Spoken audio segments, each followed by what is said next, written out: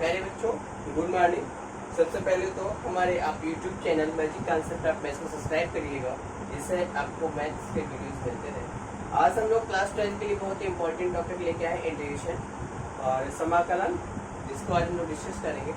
तो सबसे पहले हमें ये जानना पड़ेगा कि समाकलन होता क्या है। समाकलन क्या होता है भाई? किसी फलन के अवकलन का प्रतिलोम विधि को उस फलन का समाकलन कहते हैं, ठीक है ना। मतलब अवकलन का प्रतिलोम, ओके। अवकलन का क्या कहलाएगा? प्रतिलोम जो होगा वो क्या कहलाएगा? समाकलन कहलाता है, ठीक। अवकलन में दिए गए फलन का अवकलन गुणांक ज्ञात करते हैं, जबकि समाकलन में उन फलनों को ज्ञात किया जाता है जिसका अवकल गुणांक दिया हुआ है, ठीक है ना। तो यदि कैपिटल एफ एक्स आपका अवकलन गुणांक एफ एक्स हो तो डी ओवर डी एक्स आप एफ ऑफ एक्स क्या लिखते हैं? एफ एक्स लिखते हैं। अतः समाकलन की उपयुक्त परिभाषा से F x capital F x का समाकलन कहलाएगा। हमें एफ एक्स दिया होगा और कैपिटल एफ एक्स से निकालना होगा। मतलब जो भी दिया होगा वो क्या होगा? स्मॉल एफ एक्स होगा और हमें क्या निकालना पड़ेगा? कैपिटल एफ एक्स, ठीक है।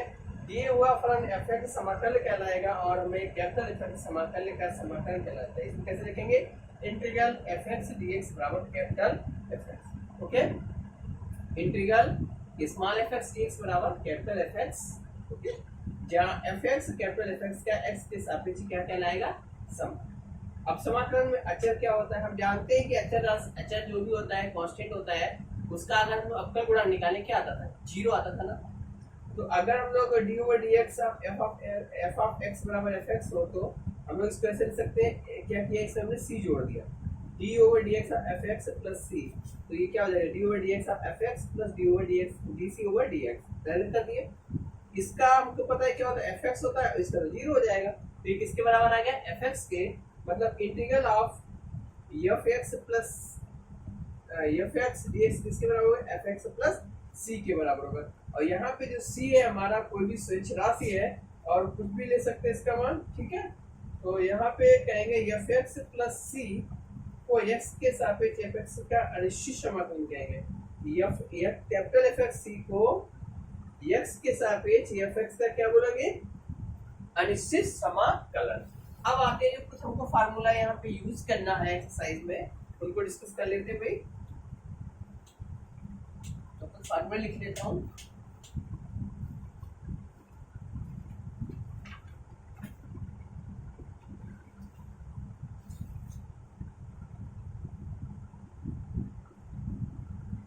ये हमारा हो गया समाकलन का, और इधर लिख देते हैं अवकलन। कैसे उल्टा होता है ये देखना है आपको, ठीक है।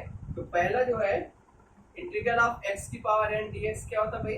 x की power n plus 1 upon n plus 1 plus c और n is not equal to minus 1। अवकलन में देखो हम लोग क्या करते थे?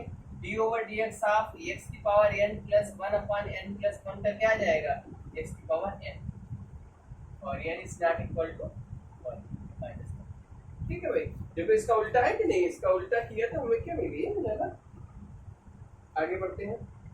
Second integral of 1 upon x dx क्या होता है? log x प्लस c और d over dx of log x क्या होता है? उल्टा है कि नहीं है? थर्ड क्या होता है अभी? इंटीग्रल e की पावर x dx बराबर क्या होता है? e की पावर x प्लस c। या कहेंगे d over dx of e की पावर x क्या होता है? e की पावर x होता है कि नहीं होता है? ठीक। फोर्थ नंबर इंटीग्रल a की पावर x dx जो है a की power x upon log e a plus c। ऐसे यहाँ लिखेंगे d over dx of a की power x upon log e a क्या आ जाएगा? a की पावर x, ओके। और यहाँ पे जो होगा a ग्रेटर देन 0 होता है हमेशा, याद रखिएगा।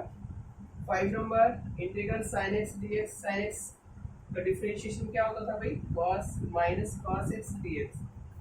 cos x प्लस c यह मिलेगा। और अगर हम लोग d over dx of minus cos x करें तो क्या मिलेगा? sin x। Minus sin x तो माइनस में से प्लस हो जाएगा, ठीक। 6 number integral of cos x dx लिखें तो यह जाएगा sin x प्लस c। क्या जाएगा? d over dx of sin x लिखोगे तो क्या मिलता है हमको? cos x। देखो उल्टा है कि नहीं है? ठीक है। 7 number integral sec square x dx क्या होता है भाई? इसका tan x प्लस c और d ओवर dx आप tan x करेंगे तो क्या मिलता है? sec square dx। Okay. 8 number integral cos square x d x देगा माइनस का cot x plus c, d over d x of minus cot x का करेंगे तो ये आ जाएगा cos स्क्वायर एक्स। ओके।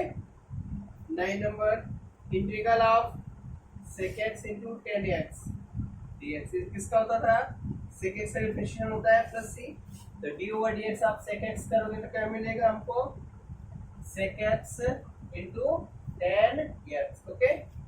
और लास्ट वन है यहाँ पे, अभी टेन फॉर्मूले का डिस्कशन कर रहे हैं हम लोग। Integral of cos x into cot x, ये किसका होता था, माइनस का cos x प्लस सी, तो D over d x of minus cos x करोगे तो क्या मिलेगा, cos x into cot x। Okay. तो ये कुछ फार्मूले, इनको आप लोग नोट करके लर्न कर लीजिएगा, ठीक है।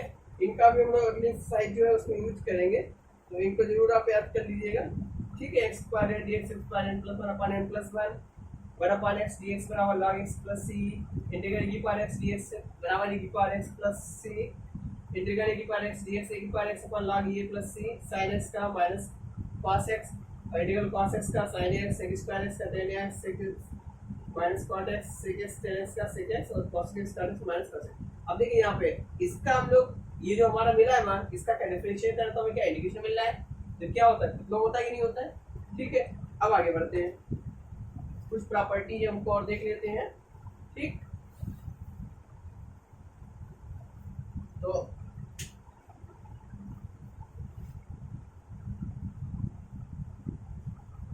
एक आज इंटीग्रेशन के एग्जाम्पल ले लेते हैं।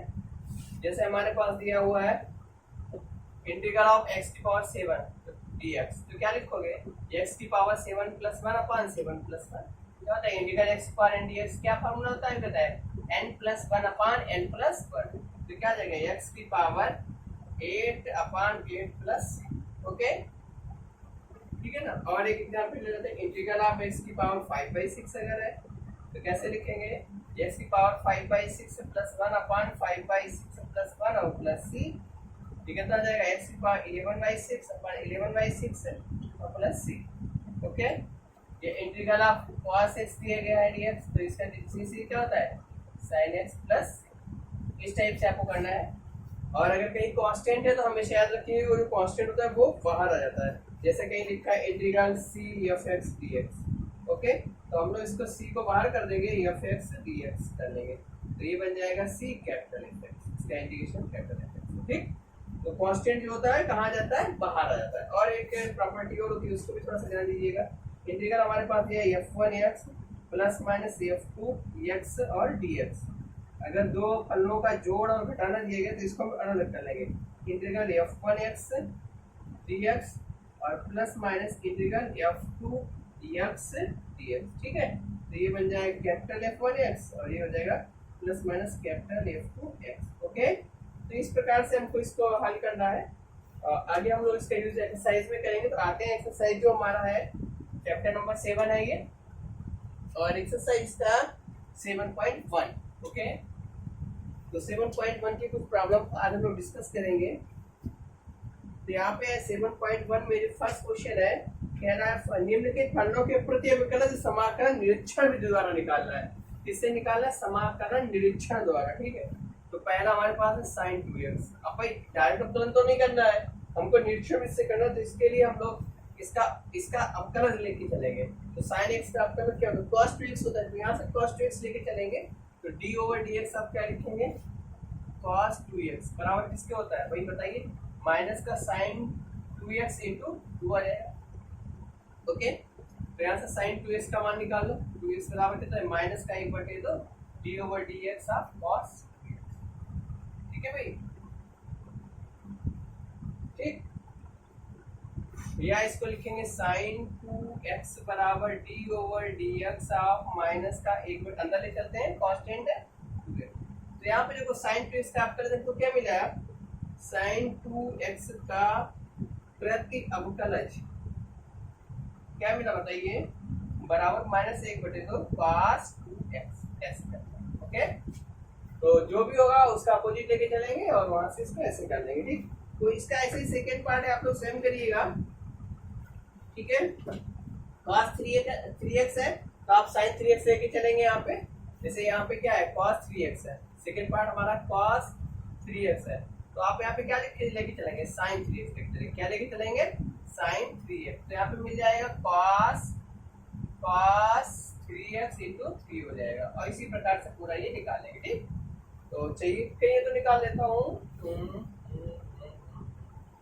ठीक है, तो ये आ जाएगा cos 3x का मान निकालेंगे। यहाँ से कितना आ जाएगा 3x बराबर 1/3 d over dx of sin 3x। ठीक, और ये आ जाएगा cos 3x बराबर, इसको अंदर ले चलेंगे तो 1/3 d over dx of sin 3x। तो इस प्रतिफलन क्या मिला हमको 1/3 sin 3x। ओके, क्या मिला 1/3 sin 3x। ठीक, इसका जो इसी प्रकार थर्ड वाला e की पावर 2x है, तो हम लोग क्या ले लेंगे, लेट कर लेंगे d over dx of e की पावर 2x बराबर क्या मिलेगा हमको e की पावर 2x इंटू 2। तो e की पावर 2x का मान क्या जाएगा 1/2 d over dx of e की पावर 2x। इस 2 को अंदर ले चलो तो जाएगा d over dx of 1/2 e की पावर 2x। ओके, तो प्रतिअवकलज क्या हो गया 1/2 e की पावर 2x। तो बच्चों e की पावर 2x का प्रतिअवकलन। ठीक है ना, इस प्रकार से हमको करना है। अब आते हैं क्वेश्चन नंबर 4 पे। इसके दो पार्ट हो रहे हैं 4 और 5, ये भी दोनों करवा देता हूं प्रतिअवकलज का। क्वेश्चन नंबर 4 है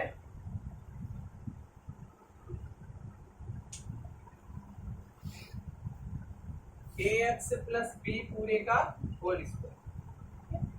तो हम लोग यहाँ पे क्योंकि हम लोग जानते हैं ax प्लस b की whole power q d over dx क्या होता है भाई 3ax प्लस b का होल स्क्वायर, एक घात कम कर दिया इंटू a आ जाएगा। ठीक, हमें किसका मान चाहिए ax प्लस b का होल स्क्वायर, तो ax प्लस b का होल स्क्वायर बराबर ये आ जाएगा 1/3 ax प्लस b का होल क्यूब। ओके, यहाँ पे d ओवर dx और लगाना पड़ेगा, तो d ओवर dx ऑफ ये हो जाएगा 1/3 ax प्लस b का होल क्यूब। तो प्रतिअवकलन हमको क्या मिल गया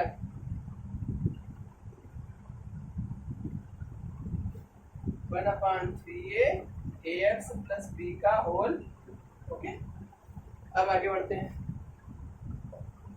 क्वेश्चन नंबर जो 5 है इसका प्रतिअवकलन निकाल लेते हैं भाई।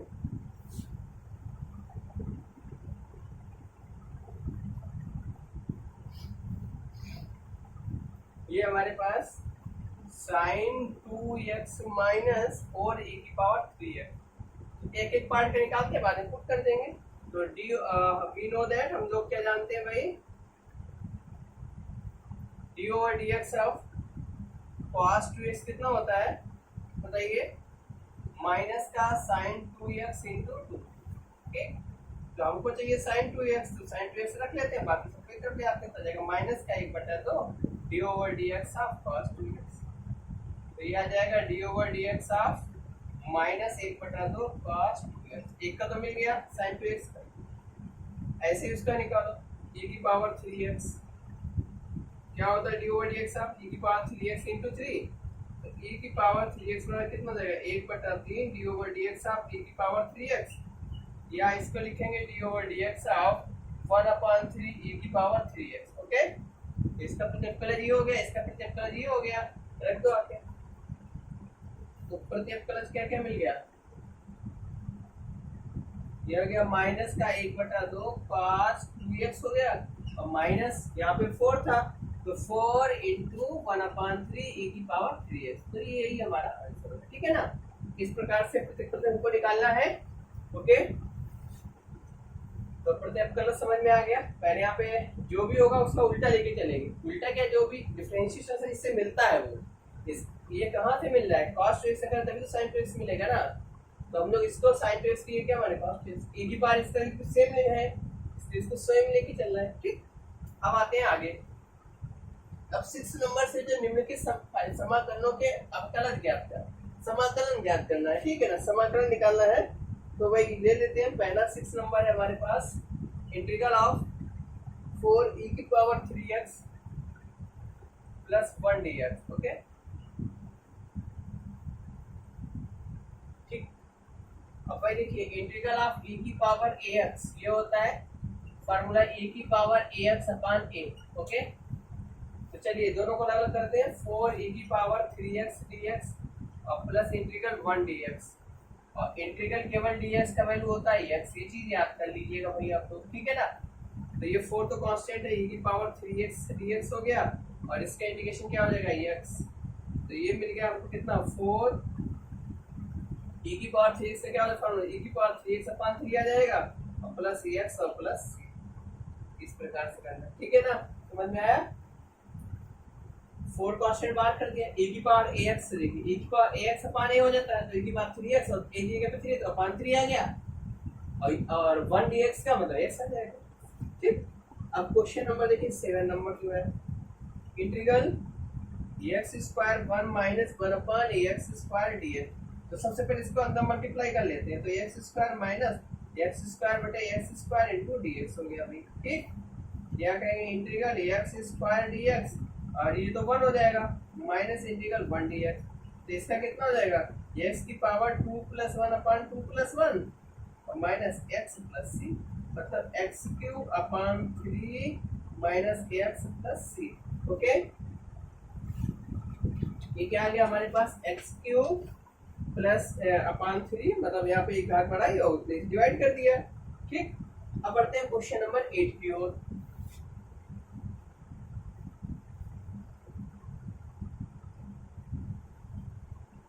क्वेश्चन नंबर 8 क्या है भाई integral ax square plus bx plus c dx। Okay ये है ax square plus bx plus c। तो अलग अलग कर लेते हैं।